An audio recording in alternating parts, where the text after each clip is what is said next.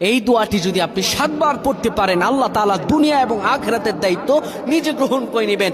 আপনার সকল পেরেশানি দূর হয়ে যাবে। বুকে হাত রেখে বলি, আল্লাহর কসম এই দোয়া আমি ছেড়ে দিই না। তোমরা এই দোয়াটা শোনার পরে সাথে সাথে শেয়ার করে দিবা। আমল না করেও সওয়াব পাবা, তোমার একটি শেয়ারে আমল না করেও সওয়াব পাবা।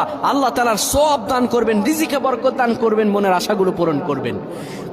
ও আমার প্রাণের ভাইয়েরা, বিশ্ব নবী মুহাম্মাদুর রাসূলুল্লাহ সাল্লাল্লাহু আলাইহি সাল্লাম বলেন, কোন ব্যক্তি যদি এই দোয়াটা 7 বার পড়তে পারে, দোয়াটা হলো হাসবি আল্লাহু লা ইলাহা ইল্লাহু আলাইহি তাওয়াক্কালতু ওয়া হুয়া রাব্বুল আরশিল আযীম।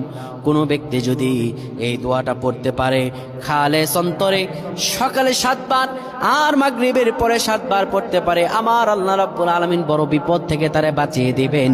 তার দুনিয়া এবং আখিরাতের দায়িত্বগুলো আমার রাব্বুল আলামিন নিজে গ্রহণ করে নেবেন।